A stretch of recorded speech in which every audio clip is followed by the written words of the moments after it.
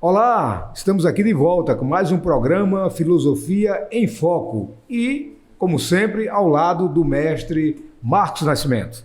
É isso, mais uma vez, é um prazer sempre, né, estar aqui apresentando Filosofia em Foco.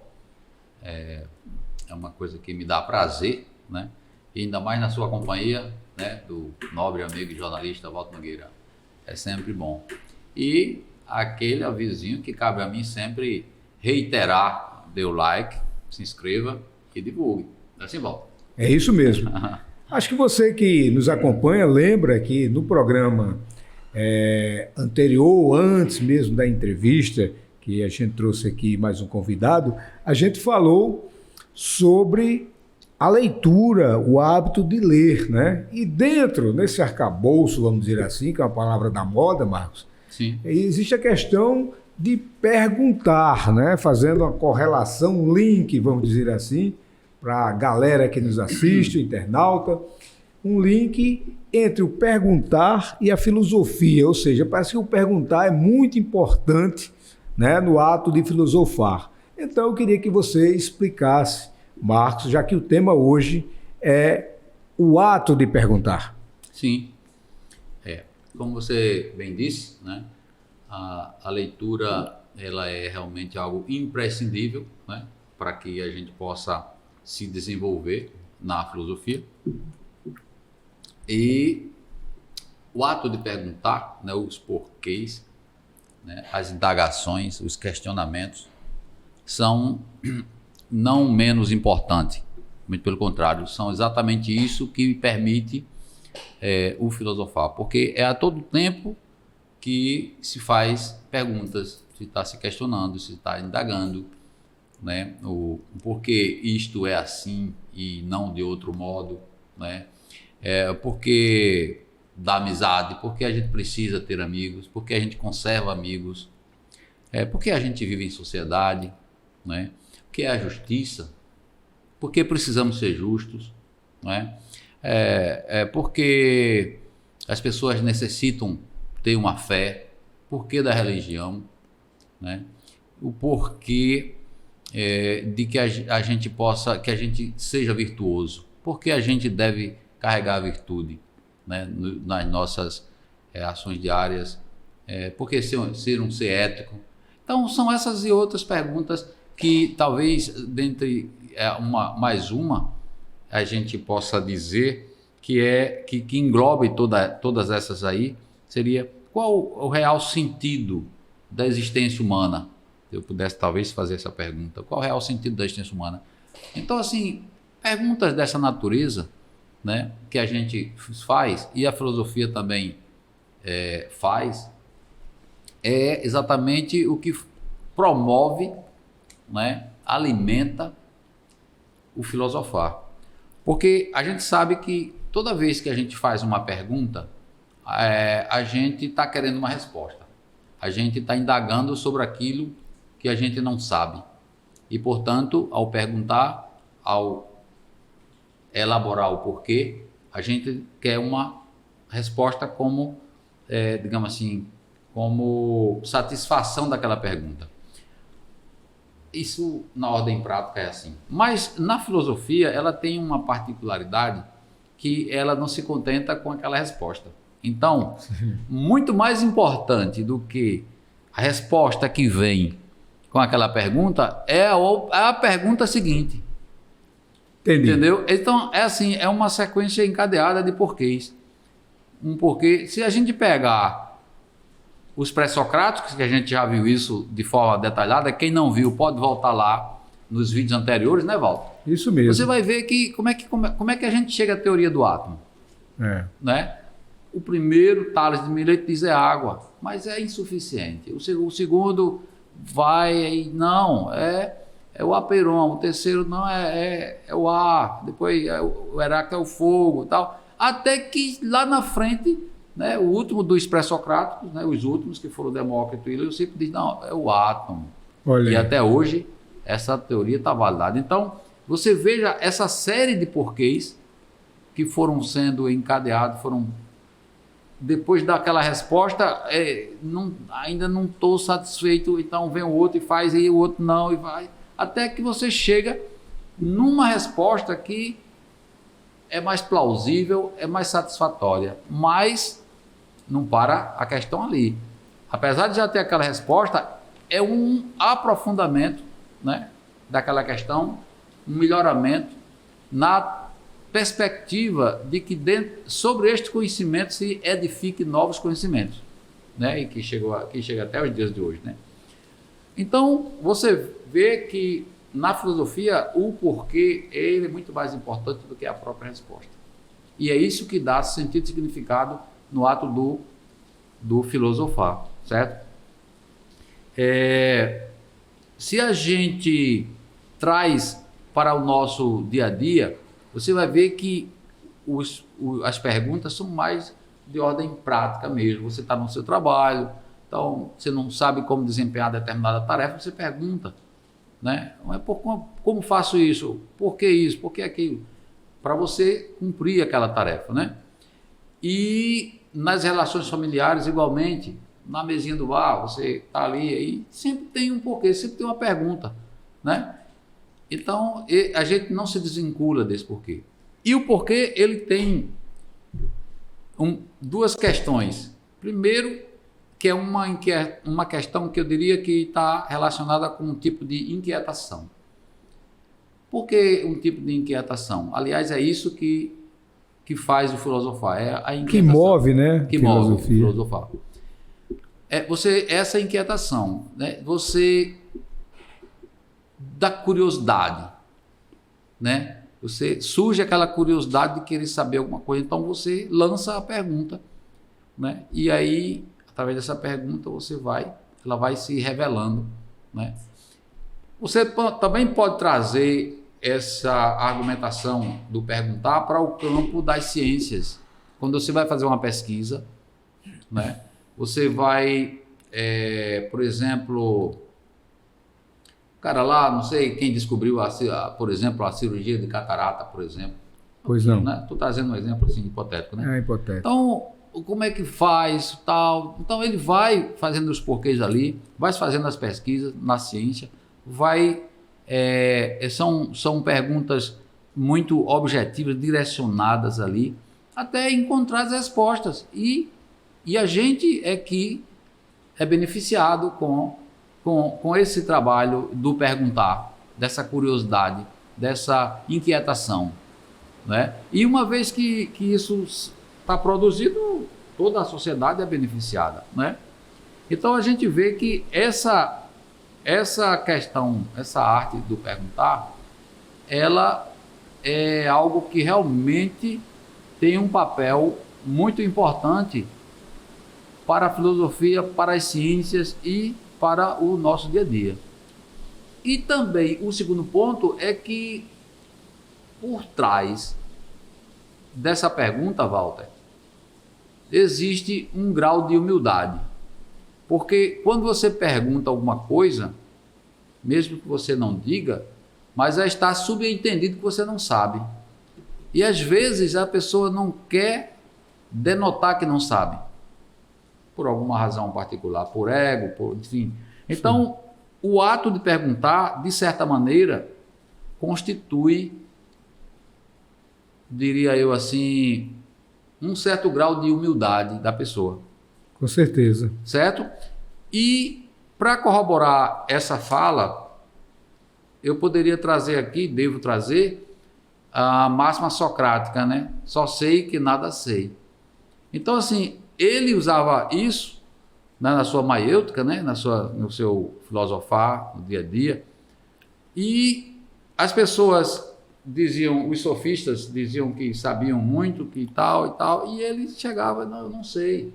E aí começava a fazer as perguntas para o cara que sabia, e o cara se enrolava todinho, e no final, ele mesmo tinha a percepção que não sabia. Ou seja, ele denotava para Sócrates que ele não sabia, né? Então, assim, o ato da pergunta também é um ato de humildade. Interessante, né? E só para concluir essa sua pergunta inicial, pois sim. Se a gente parar para analisar, e aí vem uma construção positiva em cima de quem acha que a filosofia não serve para nada, as maiores descobertas, as primeiras grandes descobertas da ciência, todas elas se deram no Ocidente. Exatamente onde fluiu todo o pensamento filosófico que surgiu na Grécia. Né? Porque a gente sabe que existem outros tipos de filosofia, mas a filosofia a filosofia ocidental como sistema estruturado, organizado, pensado, digamos assim, metodizado, esse é o sistema grego que alimentou toda a cultura ocidental. E esse perguntar é uma coisa tão interessante e tão, digamos assim, importante, melhor do que interessante, importante, porque é graças a isso que eu entendo que essas descobertas foram mais no Ocidente do que, por exemplo, no Oriente e outras áreas. Pois sim. Entendeu? Entendi. Se você fizer uma análise, a gente pode citar aqui a penicilina, a gente pode citar aqui a imprensa, a gente pode citar aqui engenharia, todas as áreas, né? As áreas. E as descobertas, você vê parte de uma inquietação de por que isso, né? Por que não fazer assim? Sim, mas é uma inquietação que tem uma determinada área delimitada do planeta. Com certeza. Terra. Entendeu? Entendi. Né? Então, é fruto exatamente desse perguntar, desse indagar, dessa curiosidade, dessa vontade de querer saber, dessa vontade de querer descortinar, né? De querer vislumbrar as coisas, de querer fazer aparecer aquilo que está oculto. Com certeza. Não é? Então, acredito que é mais ou menos isso, entendeu? Essa importância do porquê, né? Não só na filosofia, mas nas ciências também. E, inclusive, Walter, assim, aliás, você, como jornalista aqui, você tem um papel de inquisidor, de inquiridor, de perguntar. Você está me perguntando. Então, assim, como é isso lá no jornal, no blog jornalístico? Como é que se faz isso, né? No jornalismo, claro. O jornalismo e jornalista, se você pegar, ele vive. Quem movimenta o jornalismo é justamente o ato de perguntar, Marcos. Eu ia até entrar, foi bom você perguntar isso. A gente está num programa aqui e você vê, começa como? Eu fazendo pergunta para você. Se a gente quer explicar alguma coisa para o público, a explicação, você não vai chegar aqui, olha isso. É interessante esse estilo de programa, tipo podcast, que a gente faz as perguntas e para obter as respostas, como você disse. E o jornalismo é movido justamente com perguntas. Não é à toa que tem programas de entrevista em que quem apresenta vai fazer perguntas. E para isso também eu já volto um pouco, que é sempre bom a gente relacionar. Para você fazer pergunta, você tem que ter conhecimento. Né? Se eu vou entrevistar amanhã um médico sobre uma descoberta, eu tenho que ler algo. Eu não posso chegar lá e só dizer, ei, fala aí dessa sua descoberta. Iria ficar uma coisa, vamos dizer assim, sem graça e até pobre do ponto de vista de intelectual, de conteúdo. Então, no jornalismo, você sempre, se você é de uma área, se você vai cobrir, por exemplo, amanhã um governador, um presidente vem aqui, você tem que estar por dentro. Cabe ao jornalista, que ele tem o papel de informar e, para isso, ele tem que estar bem informado. Exatamente. Aí vem justamente a leitura, a importância da leitura, do conhecimento prévio, né, daquele assunto. Né? Se a pessoa vai cobrir, por exemplo, o Brasil é o país do esporte, né, e do futebol, principalmente, dentro do esporte. E eu gosto de fazer sempre analogia com o futebol. Até para você, um repórter que vai cobrir, vai trabalhar, não é? Na pista, que aquele, para quem não sabe, é da nossa área, o repórter que fica ali no campo, que a pessoa, e aí fulano? Aí ele dá uma informação e na hora que termina o primeiro tempo do jogo ele vai entrevistar, ele tem que estar sabendo ali, não é? Que jogo é aquele, pertence aqui campeonato, não é? Porque ele vai fazer perguntas, não é? Quem é o técnico de qual time, e tudo gira em torno de perguntas, né? Até no futebol, por exemplo, até não, no futebol também, em todas as áreas, seja na cultura, quando você vai entrevistar um artista plástico, por exemplo, você tem que ter um pouco de conhecimento para você poder chegar com perguntas, vamos dizer, até inéditas, se possível, que ainda é melhor, enriquece o jornalismo, para que a pessoa também dê respostas que o público ainda não tem, né? Para não ficar na mesmice. E com isso, quanto maior o grau de conhecimento, de cultura que você tem, melhor sai a entrevista.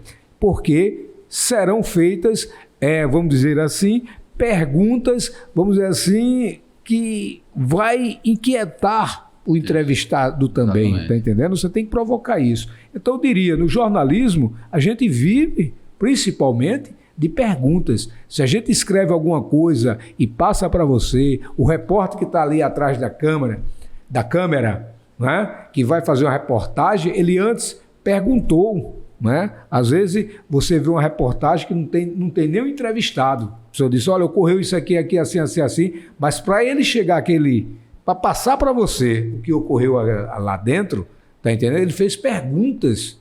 Então, em pergunta está dentro e move também, assim como na filosofia, move o dia a dia do jornalismo. E aí você falou uma coisa interessante, Walter, que eu imediatamente aqui lembrei. Esse processo de perguntar também, ele está dentro de um processo dialético. Porque quando você diz assim, que você vai perguntar, mas você precisa conhecer, então há uma dialética no perguntar. Você conhece um pouco sobre aquilo que o entrevistado sabe mais, mas você precisa saber um pouco para, digamos assim, adentrar com certeza a pergunta e fazer a pergunta mais próxima possível de que bem feita, para que a resposta também seja uma resposta que satisfaça. Com certeza. Até mesmo, eu diria assim, quando a gente, em filosofia, por exemplo, quando a gente vai fazer um trabalho, eu não estou com, por exemplo, David Hume, eu não estou com ele aqui, ele já faleceu no século XVIII, né? Mas eu estou com a obra dele e ele vai falar para mim através do texto que ele deixou. Com certeza. Então, eu vou fazer minha pergunta e aí eu vou fazer a pesquisa aqui e eu vou encontrar aquela resposta, né, do meu trabalho. Né? Então, também eu diria que mesmo naqueles casos em que aquela pergunta que a gente faz para nós mesmos, lá quietinho, com a nossa consciência, né, que eu poderia talvez usar um termo em inglês aqui, self-talk, né, falar consigo mesmo, seria a autorreflexão. Né? Você termina o dia, você para e aconteceu isso, aconteceu aquilo e tal, e você faz uma pergunta para você mesmo que o seu consciente responde para você. Com certeza. Então, é uma forma de comunicação com você mesmo, uma dialética, uma reflexiva, né? Autorreflexiva, digamos assim. Então, envolve esse processo aí, né? Com certeza, com certeza. Como você diz, é interessante isso, porque a gente precisa, imagine você, até não precisa ser repórter, mas vamos dizer que você vai ter um debate na universidade, por exemplo, vem para uma pessoa, por exemplo, ou um doutor em filosofia, ou outra área também em música, e a pessoa daquela área, aqueles alunos ali, ele tem que estar um pouco por dentro, para não dar fora, como quem diz. A pessoa não tem mais nada, vamos dizer assim, vexame de que você fazer uma pergunta fora de contexto, sem nexo, sem nada, dentro daquele contexto. E dentro disso, como eu disse a você, o jornalismo trabalha com perguntas. E para se fazer perguntas, aí vem a junção e o link, vem o conhecimento, vem a leitura prévia. E dentro ainda dessa pergunta, Marcos, eu aproveito porque eu me lembro que a gente começa muito cedo, né? A gente observando, a gente talvez não lembre, mas quando a gente se torna pai, muita gente já é pai, né? A gente vê que os filhos da gente começam muito cedo o porquê, né? E às vezes quando a gente responde, eu me lembro meu filho mais velho, até o avô brincava quando ele porquê, ele perguntava uma coisa quando a gente dizia isso é assim, assim, assado. Ele, mas por quê? E por quê? E por quê? Então, discorra também sobre isso, Marcos, dentro dessa sua experiência do ato de perguntar. Exatamente. Não, mas é incrível como realmente esse fato que você acaba de elencar aí, né, de mencionar com o João Vitor, também aconteceram, por exemplo, com Morgana e com Maiane também. Seus filhos, né? Quando ele, assim, e agora mesmo, eu tenho uma sobrinha neta, digamos assim, é sobrinha neta que a gente chama, que é filho da minha sobrinha. Sobrinha neta. Pronto. Ela é neta da minha irmã, então é minha sobrinha neta, né? Isso. Mais ou menos assim. Maria Alicia é uma menina, garotinha linda e muito inteligente. Ela, desde mais ou menos assim, uns 3 anos e meio, meu amigo, toda vez que eu vou lá, ela hoje tem em torno de 5 anos e alguma coisa. Meu amigo, toda vez que eu vou lá, é um bombardeio de perguntas que ela vai. Chega lá e eu já vou preparado, entendeu? Tem que ir preparado, Porque a gente percebe que essas perguntas vêm de toda a ordem, de toda a natureza, e vêm pela própria natureza do conhecimento. Porque o conhecimento é dado pelo aquilo que você vai, pela experiência, você vai vendo, vai adquirindo. E aquelas né? coisas que você às vezes vê, mas não compreendeu, a criança vai e faz a pergunta para complementar aquela, e aí ela vai perguntando. Tio, isso aqui, tio, aquilo lá e tal. Entendeu? E por quê, né? Por quê? E vai. E o porquê disso? E o porquê daquilo? Então, assim, a gente percebe que toda criança, nessa faixa etária, né, de até mais ou menos 7, 8 anos, depois ela vai se aquietando, né? Vai se aquietando, o que é uma pena, porque quando chega na fase adulta, aí perde toda essa capacidade, que é a capacidade que é o que é exigido para você filosofar. Elas estão filosofando, perguntando, né? E uma pergunta atrás da outra. E às vezes a gente, como adulto, preocupado com uma tarefa, com a hora para fazer alguma coisa, nem dá a resposta, né, necessária, que eu quero dizer, aquela resposta com o tempo e tal. Então, mas assim, a gente percebe isso. Então, eu diria assim, que eu poderia fazer um link entre quem é da filosofia e a criança, né, que ela é toda criança é um filósofo inato. Por quê? Porque faz as perguntas certas, para as questões certas, com o objetivo, com a finalidade de aprender alguma coisa. Aprender e aprender alguma coisa, né? Para que sirva para a sua prática, né? Então, assim, tem essa relação. Talvez assim, se a gente pudesse comparar, Walter, fazendo a comparação grosseira, mas assim, a criança e a filosofia como criança. O que eu chamo a filosofia como criança? Eu vou chamar assim a filosofia pré-socrática. Então, a gente pode ver que é onde começa o perguntar. Com certeza. Né? O Tales de Mileto, tal. Eu sempre estou voltando. Você vê que eu sempre volto porque o tema sugere que eu volto. Sugere. Né? Porque tudo está linkado, tudo né? Como diz que a palavra que se usa muito, um link. Né? Tudo está exatamente, tudo está, digamos, conectado, né? Verdade. Então, por isso que eu faço essa analogia, essa relação, né? Por exemplo, dos pré-socráticos, que foram, né, os primeiros que começaram a perguntar as coisas, né? Mas de forma racional, com esse perguntar da criança que também está buscando essa racionalidade, está buscando essa compreensão do mundo, né? Então, assim, é uma analogia. E a gente precisa compreender que coisas às vezes simples que a gente já sabe, porque a gente é adulto, a criança não sabe, ela tem a curiosidade, pergunta uma coisa, aí pergunta de novo por quê, porque até que sua pergunta satisfaça, né, a curiosidade dela. Né? Exatamente. Então, assim, eu acho que o perguntar, né, a arte do perguntar, não só na filosofia, mas em qualquer área, em qualquer ciência, e até mesmo quando a gente está naqueles momentos de mais tranquilidade, de mais leveza, é aquilo que faz com que a gente, digamos assim, passe a investigar aquilo que está nos causando uma certa, digamos assim, que está nos incomodando. Com certeza. Né? Aquilo que nos está incomodando, né? E através desse perguntar é como se a gente, de certa maneira, se aliviasse daquele incômodo, porque a gente quer uma resposta. Claro, isso no dia a dia, né? Então, e não se faz, é impossível você fazer filosofia sem esse questionamento. É impossível.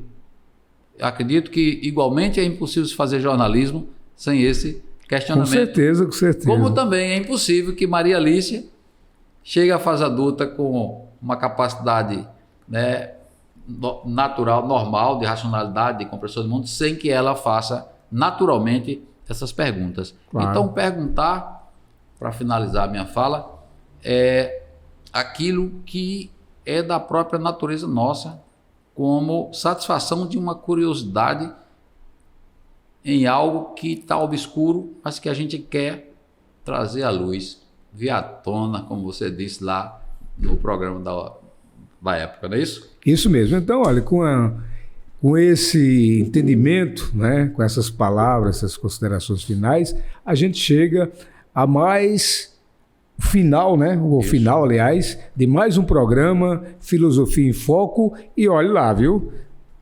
Para frente, sempre indagações, sempre perguntas e também sempre explicações aqui a partir do mestre Marcos Nascimento para levar até você compreensão básica, né? Porque esse é o nosso objetivo. O nosso objetivo é levar a informação sobre o que é filosofia para pessoas que não são do ramo, mas que a gente pretende que você se interesse a partir dessas nossas indagações e respostas. Não é isso, Marcos? É isso, exatamente. Você já falamos disso em outros episódios, mas assim, só reforçando nesse momento final aqui, o nosso objetivo é trazer, né, a filosofia para quem não é da filosofia. Ou Isso. seja, despertar o interesse. Assim como a gente falou no programa anterior sobre o despertar o interesse da leitura, nossa tentativa é despertar o interesse pela filosofia, né? Que a filosofia nada mais é do que exatamente esses fatos, esses acontecimentos do nosso dia a dia, que envolve o ser, o homem, os seres, o mundo e as relações entre eles, não é isso? Então isso chegamos mesmo. ao final e até o próximo. Um abraço.